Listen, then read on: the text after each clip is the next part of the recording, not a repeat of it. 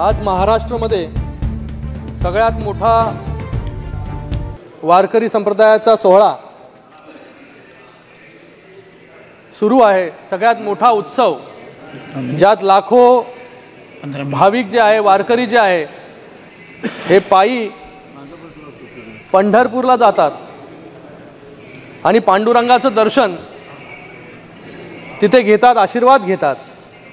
आणि आज माझं भाषण हे पहिलं भाषण या 18व्या लोकसभेमधील पांडुरंगाच्या जयघोषाने मी सुरू करू इच्छितो। पुंडलिका वरदे हरी विठ्ठल, श्री ज्ञानदेव तुकाराम, पंढरीनाथ महाराज की जय। बहुत बहुत धन्यवाद सभापति महोदय कि आज मुझे आपने राष्ट्रपति जी के अभिभाषण में कि उनके समर्थन में एनडीए के सबसे पुराने सहयोगी शिवसेना की तरफ से मुझे यहाँ पर बोलने का मौका दिया। शिवसेना सबसे पुरानी साथी इस एनडीए में है। जैसे LIC का एक वाक्य है, जिंदगी के साथ भी और जिंदगी के बाद भी, बाला साहब के पहले भी और बाला साहब के जाने के बाद भी शिवसेना भारतीय जनता पार्टी के साथ में आज एनडीए में खड़ी है। सबसे पहले देश के जनता को, महाराष्ट्र के जनता को और मेरे कल्याण लोकसभा की जनता को मैं तहे दिल से धन्यवाद अदा करता हूं कि तीसरी बार मुझे इस सदन में मेरे कल्याण लोकसभा की जनता ने चुनकर भेजा और तीसरी बार फिर से मोदी जी को इस देश का नेतृत्व सौंपा और मोदी जी को तीसरी बार प्रधानमंत्री बनाया। मैं प्रधानमंत्री नरेंद्र मोदी जी को, एनडीए सरकार को तीसरे काल के लिए बहुत बहुत बधाई देता हूँ। और मुझे पूरा विश्वास है कि पिछले 10 सालों में जो हमने काम किया, ऐतिहासिक हो, सकारात्मक काम जो है गए 10 सालों में हुए, उससे अच्छे काम जो है आने वाले 5 सालों में जो है, अच्छी नीतियां जो है आने वाले 5 सालों में माननीय मोदी जी के नेतृत्व में हमारी सरकार बनाएगी। इस चुनाव में जनता ने एक मैसेज दिया है, कांग्रेस अकेले लड़े या इंडिया अलायंस बनाकर, बैठना तो विपक्ष में ही है। कांग्रेस जो आज इतनी खुश है, राहुल कल तक यहां थे, आज वहां पहुंच गए हो। कांग्रेस को राहुल की जगह उधर ही है विपक्ष में।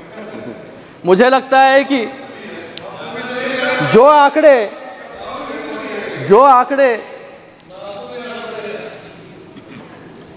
कांग्रेस को ऐसे लग रहा है कि आज वो विपक्ष में नहीं बल्कि सत्ता में है, इतनी खुशी जो है उनको विपक्ष में बैठकर महसूस हो रही है। 10 सालों में कांग्रेस सिर्फ 44 से 99 तक पहुंची है, 100 का आंकड़ा भी पूरा नहीं कर पाई है। हम लोग जो है, अरे हम लोग 15 लड़े और 7 जीते। मैं आज यहां पर कुछ आंकड़े आपको बताना चाहूंगा कि आपने 285 सीट पर चुनाव लड़ा और सिर्फ 99 जीते, मतलब सिर्फ 34% आपका स्ट्राइक रेट। 285 में से 51 उम्मीदवारों की जमानत जो है कांग्रेस की जब्त हो गई। आंध्र प्रदेश, अरुणाचल प्रदेश, हिमाचल, जम्मू कश्मीर, मध्य प्रदेश, दिल्ली और त्रिपुरा में अपना खाता भी जो है कांग्रेस खोल नहीं पाई। और जिन अरे आपके विपक्ष के नेता किस पर बात कर रहे थे फिर? 336 उम्मीदवार जो है अलग अलग राज्यों में इन्होंने खड़े किए, उसमें से सिर्फ 15 इनके जो है उम्मीदवार जीत कर आए, जो 5% से भी कम है। मुझे लगता है कि आपके आंकड़े तो कम है, लेकिन आंकड़ जो है इस वक्त जो है बढ़ गई है। मुझे लगता है कि जश्न के पीछे जो हार की सच्चाई है उस पर थोड़ा आत्मचिंतन करने की कांग्रेस को जरूरत है। यहाँ पर हमारे आंकड़े हम लोग यहाँ पर सत्ता में बैठे हैं, आप लोग विपक्ष में बैठे हो 10 साल के बावजूद। लोगों ने जो है आप पर विश्वास नहीं रखा, लोगों ने मोदी जी के नीतियों पर विश्वास रखा, मोदी जी पर विश्वास रखा, इसलिए आज यहाँ पर हम लोग बैठे हैं फिर से सत्ता में तीसरी बार। लोगों ने मोदी जी को चुनकर क्यों दिया?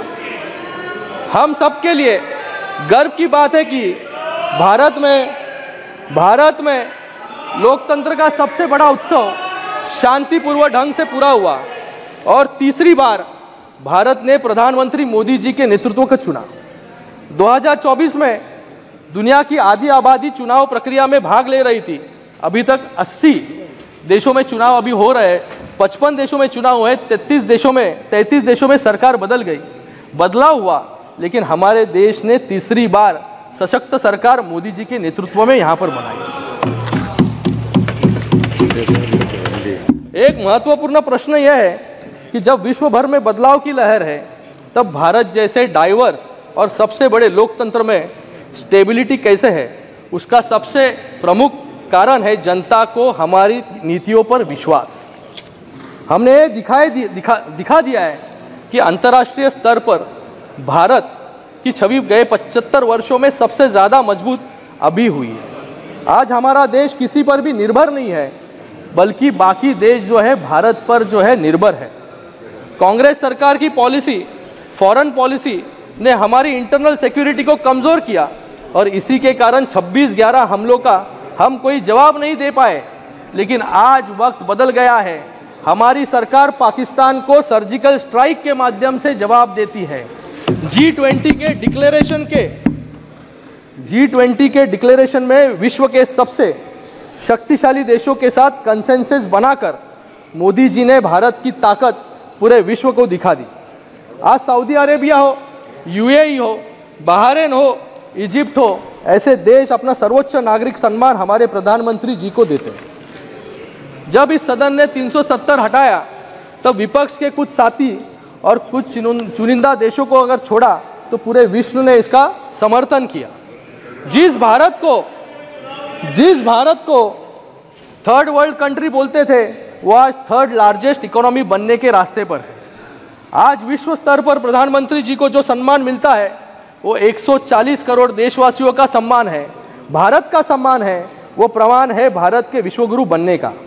कोरोना महामारी हो, उसके अंदर 30 करोड़ से ज़्यादा वैक्सीन जो है हम लोग ने एक्सपोर्ट किए और 100 से ज़्यादा देशों को जो है उसका फ़ायदा हुआ। यहाँ पर कुछ आंकड़े मैं प्रस्तुत करना चाहूँगा कि 2014 के पहले हमारी स्वास्थ्य व्यवस्था कैसी थी। 2014 तक देश में सिर्फ 7 एम्स थे और 390 मेडिकल कॉलेज थे, लेकिन आज 16 नए एम्स और 315 नए मेडिकल कॉलेज जो है शुरू हो चुके हैं। आज जम्मू कश्मीर में भी एम्स का निर्माण जो है वहाँ पर हो रहा है। 10 साल में भारत 11वें नंबर से 5वें नंबर पर पहुँचा है। स्टार्टअप जो आज 1 लाख से भी अधिक है, वो 2014 में सिर्फ 350 था। नेशनल सिक्योरिटी की बहुत बात यहाँ पर हो रही है, यहाँ पर अग्निवीर की बात हो रही है। मैं यहाँ पर अगर बात करूँ मुंबई, जिसने 2008 में आतंकवाद की दहशत देखी और उसमें भी जब भी के कांग्रेस के गृह मंत्री थे तभी कपड़े बदल रहे थे, ऐसी व्यवस्था में 2008 में 26/11 जैसा हमला हुआ और जब ये हमला हुआ तब हमारे पुलिसकर्मियों के पास 303 राइफल, मतलब जो सेकेंड वर्ल्ड वॉर में यूज़ हुए थे, वो 303 राइफल के साथ जो है हमारा डिफेंस सिस्टम, मतलब पुलिस जो है आतंकवादियों के साथ जो है लड़ाई वहाँ पर कर रही थी। लोगों के पास जो है बुलेट प्रूफ जैकेट नहीं थे और आज जो है यहाँ पर ये अग्निवीर पर जो है बात कर रहे हैं। इनको कोई नैतिक अधिकार यहाँ पर नहीं है कि 2008 में बम्बई ने उसके पहले भी सीरियल बम ब्लास्ट देखे, लेकिन गए 10 सालों में ऐसे एक बड़ा शहर कोई नहीं, आज भारत में एक भी ऐसा शहर नहीं जहाँ पर जो है गए 10 सालों में एक भी हमला हुआ हो।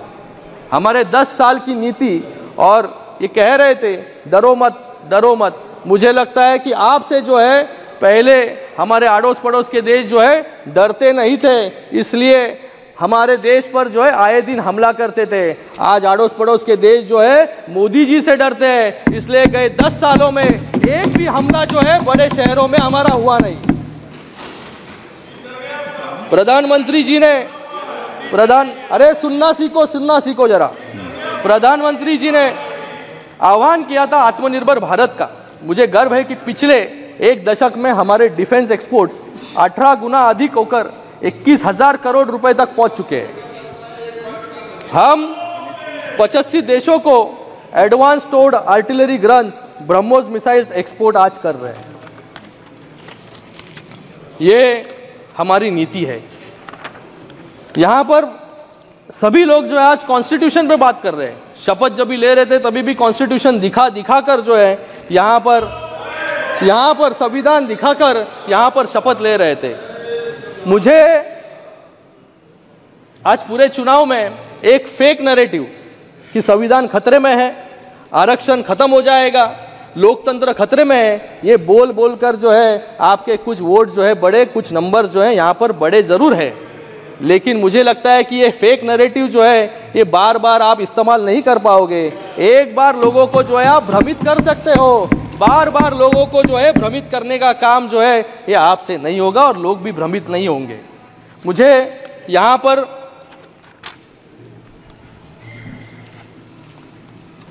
इंडिया अलायंस के सांसदों ने यहाँ पर कहा कि संविधान जो है अगर भाजपा की सरकार आई तो ये संविधान को फाड़ कर जो है फेंक देंगे। मैं उनको याद दिलाना चाहूंगा ये मनमोहन सिंह जी की सरकार नहीं है कि जहां पर राहुल जी ने जो है ऑर्डिनेंस को फाड़ कर जो है फेंक दिया था। ये हमारी सरकार है, यहाँ पर संविधान पर चलने का काम जो है हमारी सरकार यहाँ पर करती है। आज डॉक्टर बाबा साहेब अम्बेडकर के नाम पर जो है आप लोग यहाँ पर राजनीति करते हो, लेकिन डॉक्टर बाबा साहेब अम्बेडकर जी को 2 बार हराने का काम अगर किसने किया होगा वो कांग्रेस ने किया। कांग्रेस ने जो है नेहरू जी ने डॉक्टर बाबा साहेब अम्बेडकर के विरोध में जो है प्रचार भी यहाँ पर किया। और मैं एक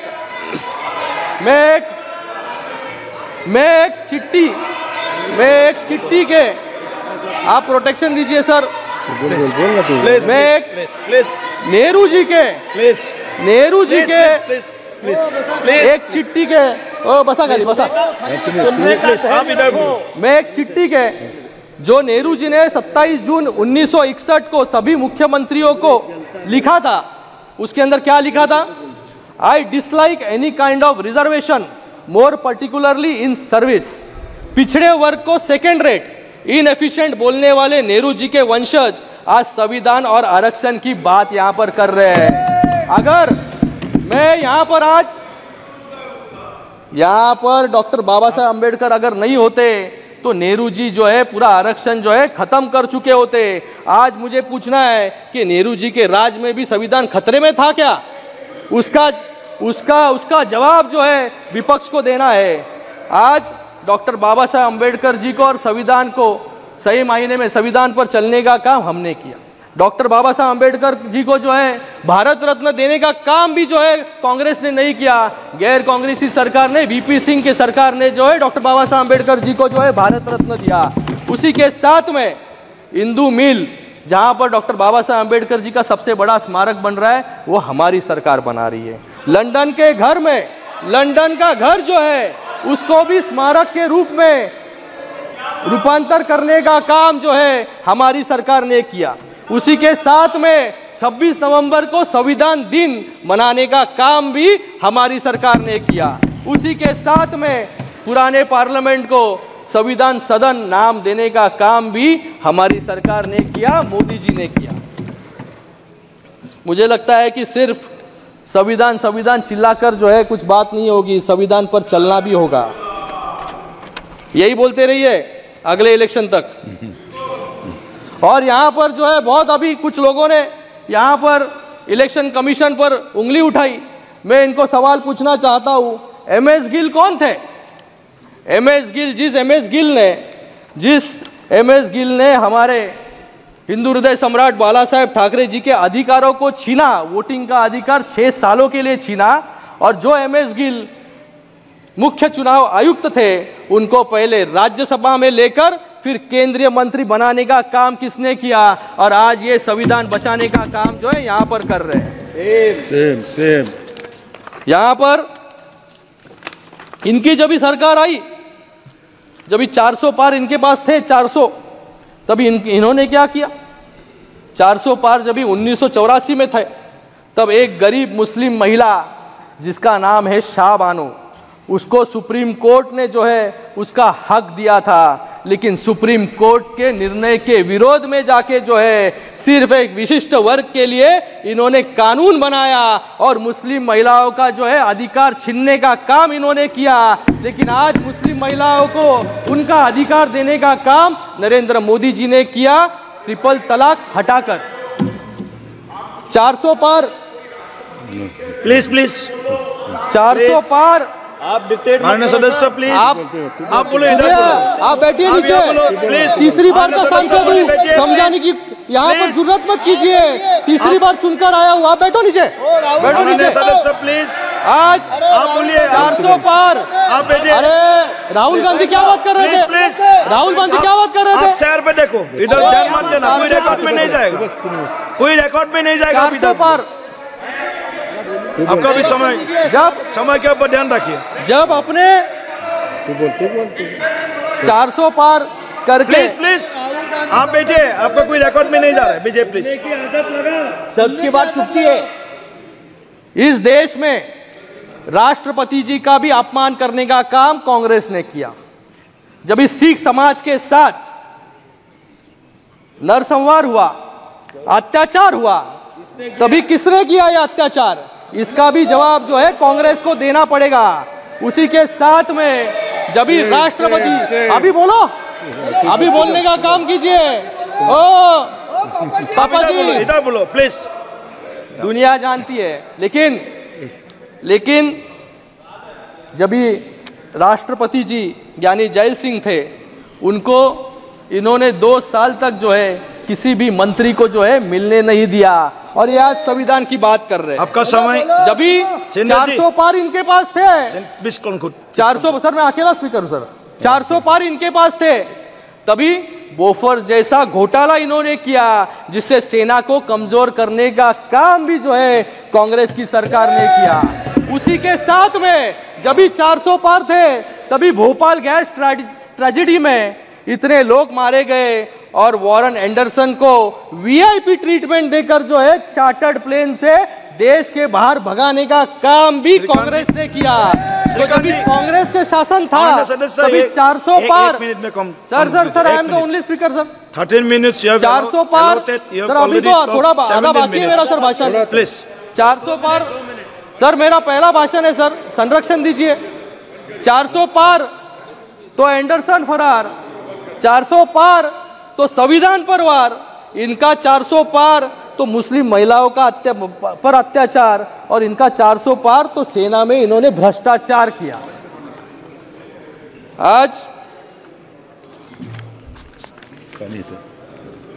आज महोदय महाराष्ट्र की यहां पर बात करूंगा। आज महाराष्ट्र में डबल इंजन की सरकार है। आज डबल इंजन की सरकार जो है, सरकार किस प्रकार विकास के कार्य काम कर सकते हैं, ये मुझे लगता है कि कुछ उदाहरण जो है मैं यहाँ पर देना चाहूँगा। 701 किलोमीटर का समृद्धि महामार्ग, कोस्टल रोड, अटल सेतु, जो देश का सबसे बड़ा लॉन्गेस्ट सी ब्रिज है, वो बनाने का काम हमने किया। बुलेट ट्रेन हो, वाडवन पोर्ट हो, मराठवाड़ा रेल कोच फैक्ट्री हो, Mumbai Nagpur rail speed high speed corridor हो, उसी के साथ में 350 किलोमीटर की मेट्रो रेल हो, ये रिकॉर्ड टाइम में पूरा करने का काम जो है केंद्र सरकार की मदद से राज्य सरकार ने किया, माननीय मुख्यमंत्री एकनाथ जी शिंदे साहब के नेतृत्व में। और यहाँ पर कुछ लोग बोल रहे थे कि कुछ लोग जो है भाग गए। मुझे लगता है कि भगोड़े जो है, आज कोई बैठा नहीं यहाँ पर, ये भी भाग गए यहाँ से। ये जो भगोड़े हैं, ये हिंदुत्व से दूर भागे, बाला साहब के विचारों से दूर भागे।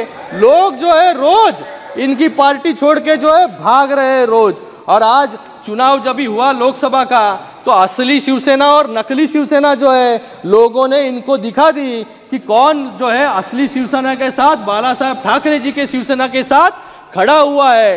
आज इनके सामने हम लोग जो है 13 सीट लड़े, इनके सामने 13 में से 7 सीट हम लोग लड़े और 2 लाख ज्यादा वोट जो है हमें, जो बाला साहब की शिवसेना है उनको मिली। लोग जो है शिवसेना के साथ, हिंदुत्व के साथ जो है यहाँ पर खड़े हुए हैं। इनको तो जो बाला साहब हमेशा कहते थे गर्व से कहो हम हिंदू हैं, आज इनके नेता को जो है हिंदू शब्द इनके भाषण में जो है यूज करने शर्म आती है। हिंदू शब्द जो है, हिंदू शब्द इनको इस्तेमाल करने में शर्म आती है। और यहाँ पर विपक्ष के नेता, खत्म कर रहा हूँ सर, विपक्ष खत्म कर रहा हूँ, विपक्ष के नेता यहाँ पर हिंदुओं को जो है यहाँ पर कह रहे थे कि हिंदू हिंसक है। मैं छत्रपति शिवाजी महाराज जी के भूमि से आता हूँ और छत्रपति शिवाजी महाराज जी ने जो है हिंदवी स्वराज के लिए जो है, हिंदुत्व के रक्षण के लिए जो है देव देश आणि धर्मासाठी शिवाजी महाराजांनी जे आहे हे तलवार हातात घेतली। जर हिंदवी रयतेचंच राज्य I am not yielding sir, I am not yielding, रयतेचं राज्य यावं म्हणून हातात जर तलवार नसती घेतली तर आज अटक पासून ते कटक पर्यंत हिंदवी स्वराज्य जे आहे हे तेव्हा स्थापन झालं नसतं। तर तेवढा अभिमान बाळगा, संभाजी महाराजांचा रोल तुम्ही करता, त्यांचे जरा गुण जे आहे गुण तुम्ही ते घ्या जराशे संभाजी महाराजांचे। तर मी आज प्लीज खत्म कीजिए आपका समय, कंक्लूड कर रहा हूं सर। प्लीज। आज मुंबई में 1993 बम ब्लास्ट के कन्विक्ट इकबाल मूसा जैसे आतंकवादियों को चुनाव प्रचार में इन्होंने उतारा यूबीटी ने, जिससे उनसे प्रचार करवा सके और एक विशिष्ट वर्ग और समाज के वोट जो है इनको मिल सके।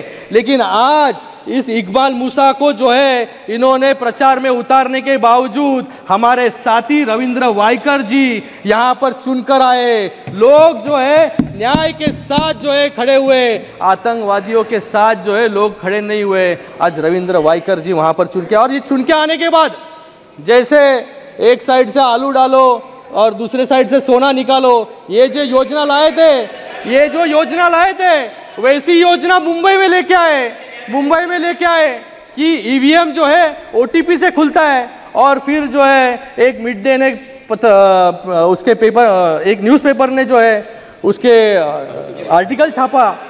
Okay, please conclude sir, conclude कर रहा हूँ। आर्टिकल छापा कि एक के मोबाइल में जो है ओटीपी आया और ईवीएम खोल के हम लोग ने हमारी प्रत्याशियों को जो है यहाँ पर जिता दिया। और फिर उस न्यूज़पेपर ने माफी भी मांगी, लेकिन उस न्यूज़पेपर के आर्टिकल को, सर खत्म कर रहा हूँ, लास्ट लाइन, न्यूज़पेपर के आर्टिकल को जो है ट्वीट करने का काम जो है एलओपी ने किया। क्या मैं उनसे पूछना चाहूंगा, जैसे न्यूज़पेपर वालों ने जो है माफी मांगी, आप भी माफी मांगेंगे क्या रविंद्र वाइकर जी से?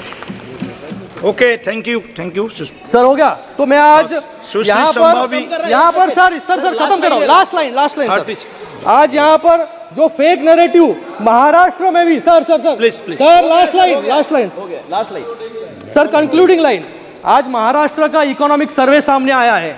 लोग जो है फेक नैरेटिव फैला रहे थे कि महाराष्ट्र से जो है एफडीआई बाहर जा रहा है, महाराष्ट्र से जो है धंधे बाहर, मतलब बिजनेस बाहर जा रहे हैं, फैक्ट्रीज बाहर जा रहे हैं। ये इकोनॉमिक सर्वे ने जो है इनके मुंह पर जो है एक तमाचा जो है जोर का लगाया है कि महाराष्ट्र आज जो है क्या कहता है कि आज इकोनॉमिक सर्वे के अनुसार महाविकास आघाड़ी के शासन में जीएसडीपी 6.76% था, जो आज बढ़कर 9.4 हो गया है। Thank you. आज निवेश में महाराष्ट्र, सर एक ही लाइन कंप्लीट कर रहा हूँ, एक ही लाइन है सर।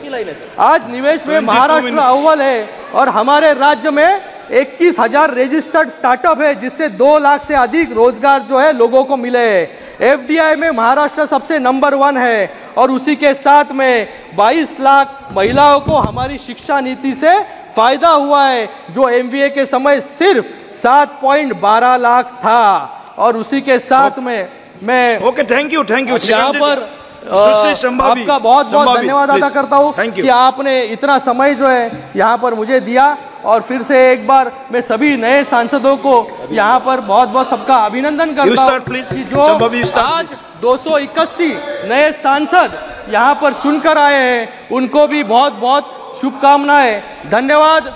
जय हिंद, जय महाराष्ट्र।